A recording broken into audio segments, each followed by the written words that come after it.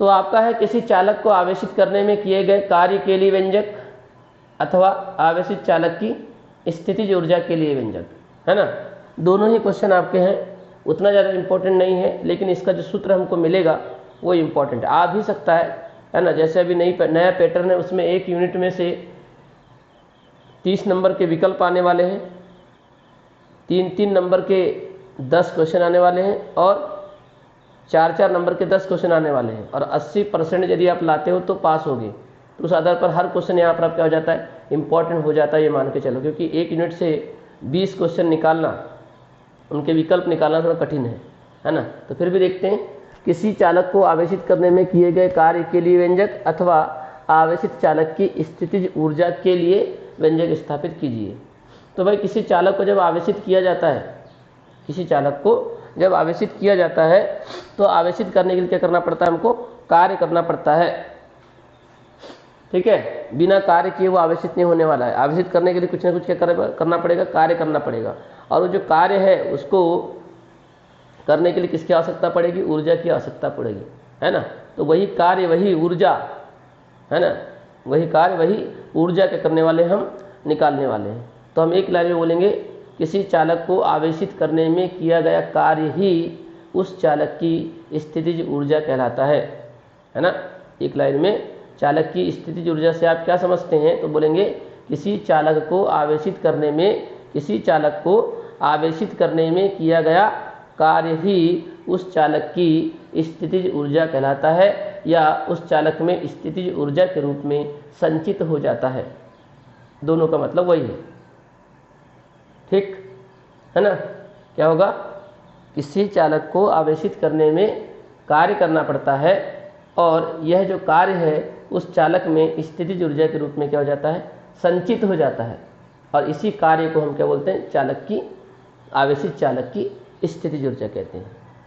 तो एक लाइन में क्या उत्तर हुआ, किसी चालक को आवेशित करने में किया गया कार्य ही उस चालक की स्थितिज ऊर्जा कहलाता है। अब जब हम किसी चालक को आवेशित करते हैं तो क्या चालक एकाएक आवेशित हो जाएगा क्या, जितना हम आवेश हम उसको देंगे, मान के चलो हम उसको 20 कूलाम आवेश देना चाहते हैं, तो क्या वो 20 कूलाम आवेश उसमें एकाएक चला जाएगा? क्या आपका मोबाइल बैटरी से लगाते एकाएक चार्ज हो जाता है क्या? बताइए, एकाएक? आपने चार्जर फंसाया तो क्या आपका मोबाइल एकाएक चार्ज हो जाता है? कैसा होता है? एक एक करके होता है ना, एक एक करके होता है, मतलब थोड़ा थोड़ा होता है, 1%, फिर 2%, फिर 3%, इस तरह से होता है।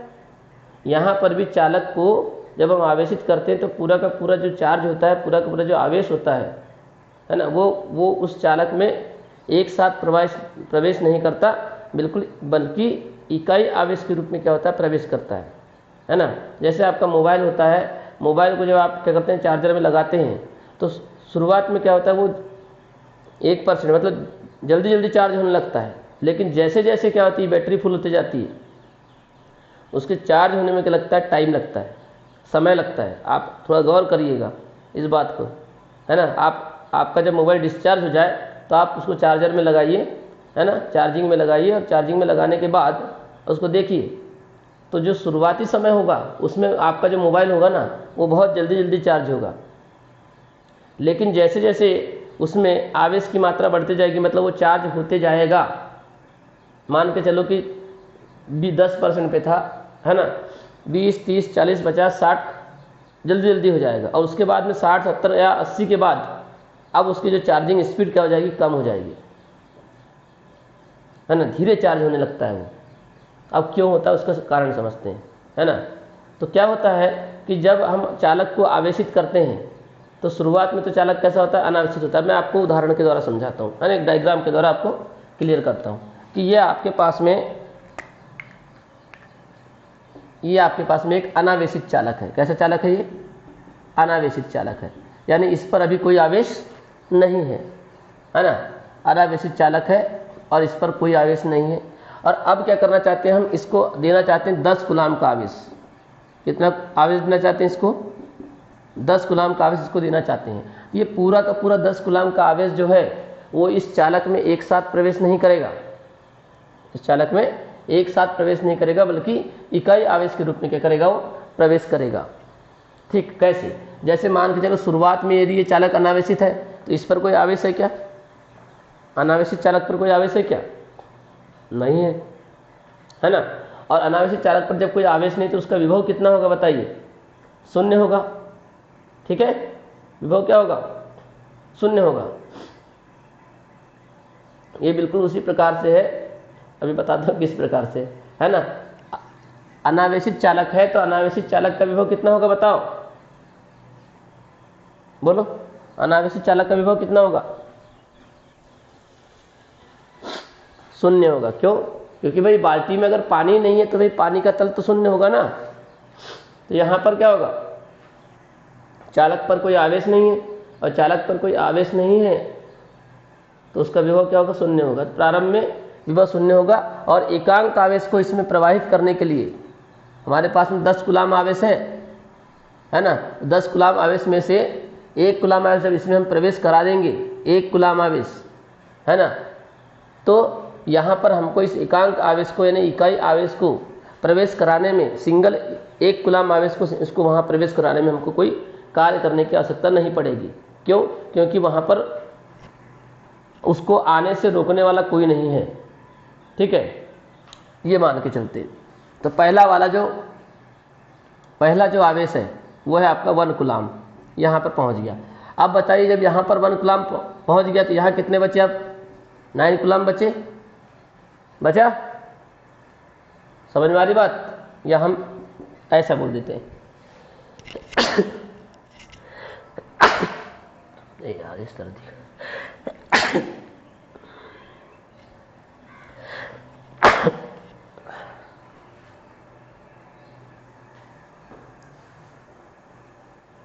मैं बात कर रहा था कि मेरे को यहाँ पर क्या करना है, 10 कूलाम आवेश देना है। ठीक है, और कैसा वाला 10 कूलाम देना है? धनात्मक वाला देना है। ठीक है, तो मैंने यहाँ पर +1 को यहाँ भेज दिया, +1 कूलाम यहाँ पर भेज दिया। तो यहाँ पर क्या बचा बताइए? अब +9 यहाँ पर बचा हुआ है अभी। ठीक है, अब पहले वाले आवेश को प्रवेश कराने में कोई कार्य करने की आवश्यकता नहीं पड़ती, क्योंकि उसका विभव कितना होता है? शून्य होता है। ठीक है, और अब क्या होगा, मान के चलो कि आप पहले से धनात्मक आवेश है। अब यहाँ का जो धन 9 बचा हुआ है उसमें से क्या करना है हमको? यहाँ पर 1 कूलाम आवेश को यहाँ देना है।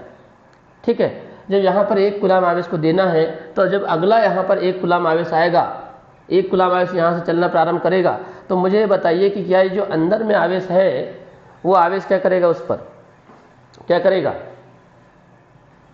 बताओ? क्या करेगा वो? प्रतिकर्षण बल लगाएगा कि नहीं लगाएगा? ये भी धन है और आने वाला भी क्या है? धनात्मक है। तो वो क्या करेगा? इसको बोलेगा तुम मत आ, है ना। ठीक है, ये आवेश क्या बोलेगा? तुम मत आओ यहाँ पे, है ना। तो धन के बीच में क्या लग जाएगा? प्रतिकर्षण बल लग जाएगा। और धन के बीच जब प्रतिकर्षण बल लगेगा, लेकिन हमको तो इसको क्या करना है? यहाँ पर प्रवेश कराना ही है। तो हमको क्या करना पड़ेगा? प्रतिकर्षण बल के विरुद्ध क्या करना पड़ेगा? क्या करना पड़ेगा? प्रतिकर्षण बल के विरुद्ध कार्य करना पड़ेगा। ठीक है, ठीक है। तो हमको अब पहली बार में जितना कार्य किए थे उससे कम कार्य करना पड़ेगा कि ज्यादा कार्य करना पड़ेगा? अधिक कार्य करना पड़ेगा, क्योंकि पहली बार में तो हमने कार्य किया ही नहीं था, क्योंकि बहुत आसानी से यहाँ पर क्या हो गया था, वो आवेश चला गया था, क्योंकि उसको कोई रोकने टोकने वाला कोई नहीं था। लेकिन जैसे 1 कूलाम आवेश यहाँ पर गया, मैंने पहले बोला कि आवेश चालक जो है वो एक साथ आवेशित नहीं होने वाला है। हम पूरा का पूरा 10 कूलाम आवेश उसको एक साथ नहीं दे सकते। वो चालक जो है, ये मानकर चल रहे हैं हम कि जो आवेश है उस चालक में क्या हो रहा है? इकाई आवेश के रूप में क्या कर रहा है? प्रवेश कर रहा है। तो जब 1 कूलाम आवेश चला गया तो अगला जब 1 कूलाम आवेश उसमें प्रवेश करेगा तो उस पर क्या लगेगा? प्रतिकर्षण बल लगेगा। और प्रतिकर्षण बल के विरुद्ध क्या करना पड़ेगा? उसको प्रवेश कराने के लिए कार्य करना पड़ेगा, और वो कार्य हमको ज़्यादा कार्य करना पड़ेगा। अब मान के चलते हैं कि भाई यहाँ से 1 कूलाम आवेश यहाँ चला गया, तो अब कितने कूलाम हो गए यहाँ पर बताइए? कितने कूलाम हो गए? 2। तो यहाँ कितने बचे? 8 बचे, है ना। अब यहाँ से फिर एक धन कूलाम आवेश चला, ठीक। +1। तो मुझे बताइए अब यहाँ पर आ रहा है 1 और रोकने वाले कितने हो गए अब 2। तो अब क्या होगा, उस आने वाले आवेश पर क्या लगेगा, प्रतिकर्षण बल ज़्यादा लगेगा कि नहीं लगेगा। इसके पहले क्या कर रहा था, एक ही आवेश क्या कर रहा था, आने वाले आवेश पर क्या कर रहा था, प्रतिकर्षण बल लगा रहा था। लेकिन अब क्या होगा, अब ये 2 कूलाम जो आवेश है +2 कूलाम जो आवेश है वो क्या करेगा, आने वाले सिंगल कूलाम पर क्या करेगा, सिंगल आवेश पर क्या करेगा, प्रतिकर्षण बल लगाएगा। तो ज़्यादा लगाएगा और ज़्यादा लगाएगा तो क्या होगा, हमको ज़्यादा कार्य करने की आवश्यकता होगी। क्लियर दैट, यस और नो, ओके। हाँ, ऐसा करते करते मान के, अब ऐसा करते करते मान के चलो कि यहाँ पर 3, 4, 5 आते गया, 1, 1 आते गया और हमको ज़्यादा कार्य करते गए और यहाँ पर अब हो गया 9 कूलाम और यहाँ कितना बच गया, केवल कितना बच गया, 1 कूलाम बच गया। तो अब जो अंतिम आवेश है जिसको हमको क्या करना है, प्रवेश कराना है, अब उस पर कोई क्या होगा, उस पर तो क्या होगा बताओ, उस पर तो बहुत ज़्यादा प्रतिकर्षण बल लगेगा ना। आने वाला सिंगल है और यहाँ कितने बैठे हुए हैं, 9 बैठे हुए हैं, है ना। तो फिर सीधी सी बात है, ये 9 जो होंगे वो आने वाले पर क्या करेंगे, बहुत ज़्यादा प्रतिकर्षण बल लगाएंगे ना। लेकिन फिर भी तो हमको क्या करना है, इस एक कूलाम आवेश को कहाँ पर डालना है, इसके अंदर डालना है। तो फिर हमको क्या करना पड़ेगा, अधिक प्रतिकर्षण, यानी जो अधिक प्रतिकर्षण बल लग रहा है उस प्रतिकर्षण बल के विरुद्ध क्या करना पड़ेगा, ज़्यादा कार्य करना पड़ेगा। और ये जो कार्य होगा वही कार्य जो है उस चालक में क्या हो जाएगा, स्थितिज ऊर्जा के रूप में क्या हो जाएगा, संचित हो जाएगा। बात समझ में आ गई। अब चालक कैसे आवेशित हो रहा है, बात समझ में आई, यस और नो, क्लियर हो गई बात। तो अब मैं फिर से, हाँ, अब ये पूरी बात सबको समझ में आई कि नहीं, पहले बता दो। आज तो 25 के 25 ही है रे, कहाँ गए रे, नींद खुलती कि नहीं, या पढ़ना चाहते हैं कि नहीं बता दो, नहीं तो ऐसे मैं रिमूव कर देता हूँ मैं उनको। कल से अगर नहीं जुड़े तो बता देना, मैं रिमूव कर दूंगा उनको अपने ग्रुप से, है ना। अगली बार दिखेंगे तो आउट कर दूंगा मैं। नहीं पढ़ना है मत पढ़ो, कोई ज़रूरत नहीं है, लेकिन ऐसी मेरे को आधी अधूरी क्लास पसंद नहीं है, ठीक। डेली पढ़ोगे नहीं तो फिर अगला चैप्टर कैसे समझ में आएगा। तो शुरुआत करता हूँ मैं फिर से। किसी चालक को आवेशित करने में किया गया कार्य ही उस चालक की स्थितिज ऊर्जा कहलाता है ना, या उस चालक में स्थितिज ऊर्जा के रूप में संचित हो जाता है। जब किसी चालक को आवेशित किया जाता है तो संपूर्ण आवेश, ये भी थ्योरी आपको लिखना है, ये थ्योरी मैं बोल रहा हूँ आपको, होमवर्क में है आपके लिए। जब किसी चालक को आवेशित किया जाता है तो संपूर्ण आवेश उस चालक में एक साथ प्रवेश नहीं करता, बल्कि इकाई आवेश के रूप में एक के बाद एक प्रवेश करता है। प्रारंभ में चालक अनावेशित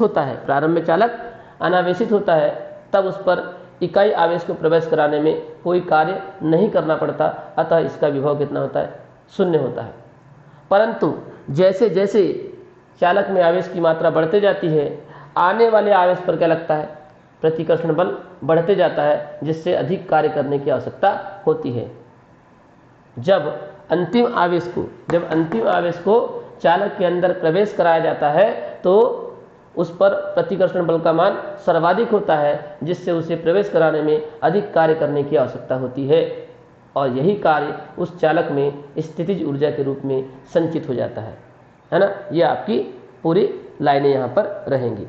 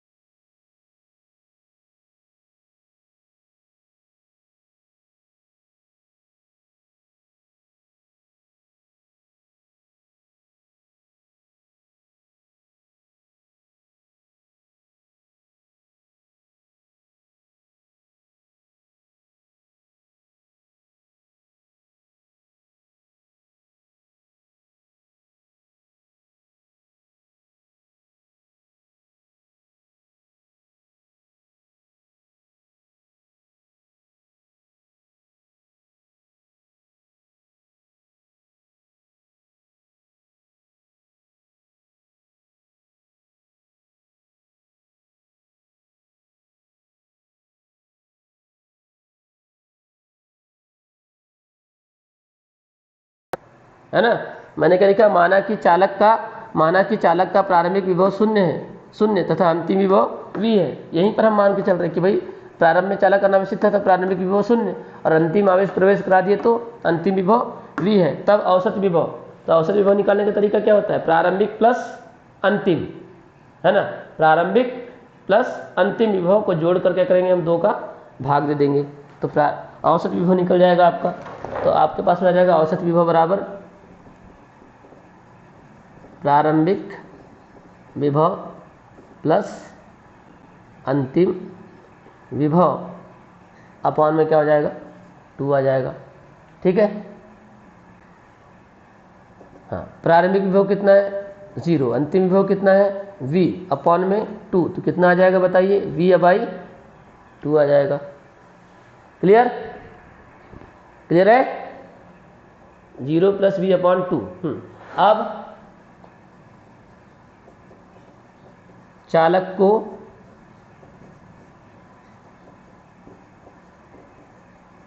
आवेशित करने में किया गया कार्य, चालक को आवेशित करने में किया गया कार्य, है ना। अब बताओ v = कौन सा सूत्र होता है, बताना जरा। v = कौन सा सूत्र होता है, बोलिए। अरे विभव की परिभाषा का सूत्र बताओ कौन सा होता है।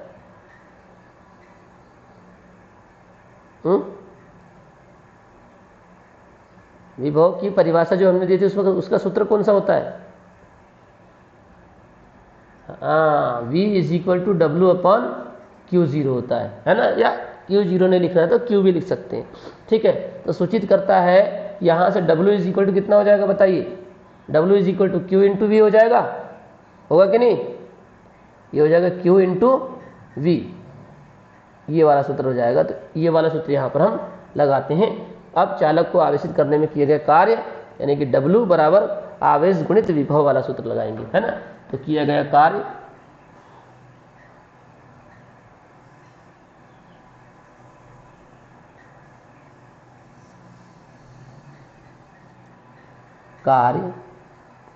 बराबर आवेश गुणा औसत विभव, क्योंकि विभव नहीं है हमारे पास में, औसत विभव है।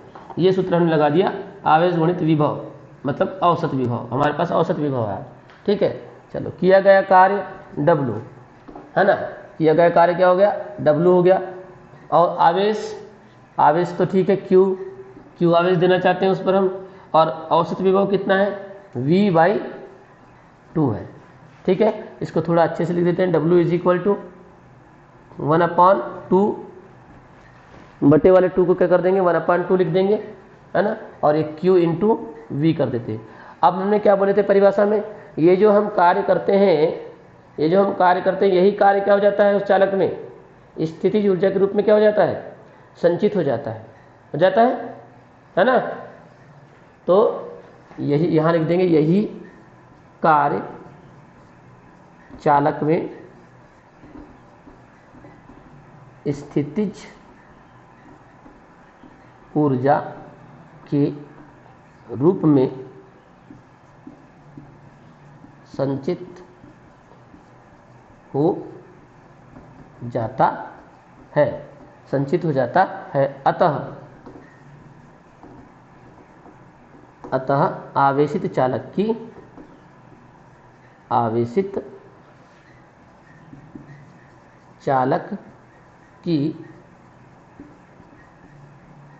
स्थितिज ऊर्जा, आवेशित चालक की स्थितिज ऊर्जा U = लिख देंगे, U = 1/2 Q × V। इसको देते हैं इक्वेशन नंबर 2। अभी तो दिए कि कुछ भी नहीं दिए, इक्वेशन नंबर क्या दे देंगे, इसको हम फर्स्ट दे देते हैं। अब C = कितना होता है बताओ, C = जल्दी, C = Q/V, बिल्कुल। तो ये हो गया Q/V। यहाँ से Q का मान निकाल लो, सूचित करता है। Q का मान निकालोगे तो क्या आएगा, CV आएगा। तो Q = कितना आ जाएगा, CV आ जाएगा, CV। अब ये जो Q का मान है यहाँ पर रख दो, समीकरण नंबर 1 में, समीकरण 1 से, समीकरण 1 से क्या आ जाएगा, u is equal to 1/2, q का मान कितना आया cv, इस q का मान कितना है cv, यहाँ रख दीजिए cv, और ये v, तो क्या हो जाएगा बताओ, u इज इक्वल टू क्या आ जाएगा 1/2 cv square, u is equal to 1/2 cv का स्क्वायर। ये आपका जो डेरिवेशन है ये भी आपका काम का है ना।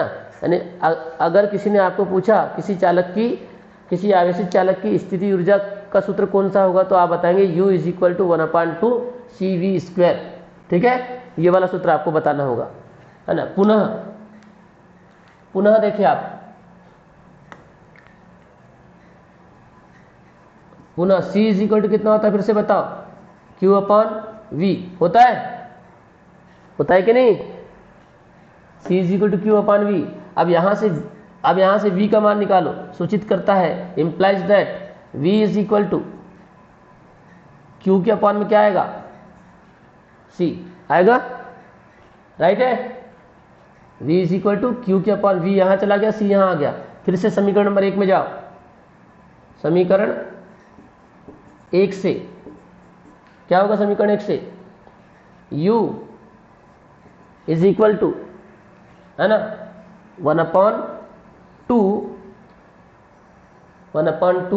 और q का मान जैसा का वैसा, और v का मान कितना लाए हो, q/c लाए हो, तो v का मान रख दो यहाँ पर समीकरण 1 में, q/, हो जाएगा ये c, है ना। यहाँ जगह नहीं है, यहाँ बना रहा हूँ मैं, ठीक है। तो क्या हो जाएगा, u is equal to 1/2 q into Q, क्या हो जाएगा q स्क्वायर, और अपान में क्या आ जाएगा, c आ जाएगा, है ना। तो ये आपके पास में एक अन्य डेरिवेशन आपके पास आ जाएगा, है ना, इस तरह से। ये आपका डेरिवेशन आ गया। तो कितने सूत्र मिल गए आपको, एक मिला 1/2 q इंटू वी, दूसरा मिला c is equal to u is equal to 1/2 cv square, और थर्ड मिल गया u is equal to 1/2 q square c, q into q square c। और यही आवेशित चालक की स्थितिज ऊर्जा के लिए क्या है, व्यंजक। यही आवेशित चालक की स्थितिज ऊर्जा के लिए व्यंजक है। ठीक है, तो ये हो गया आपका कंप्लीट क्वेश्चन। क्लियर।